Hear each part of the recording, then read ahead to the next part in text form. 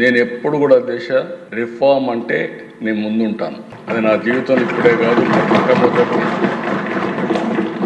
ఒక ఆర్థిక సంస్కరణలన్నా, tax reforms అన్నా, టెక్నాలజీ రిఫార్మ్స్ అన్నా నేను ముందుంటాను. చాలాసార్లు ఒక విషయం చెప్పాను, మనందరం గుర్తుపెట్టుకోవాల్సింది, అభివృద్ధి జరిగితే సంపద సృష్టించబడుతుంది. సంపద సృష్టిస్తే ప్రభుత్వానికి ఆదాయం వస్తుంది.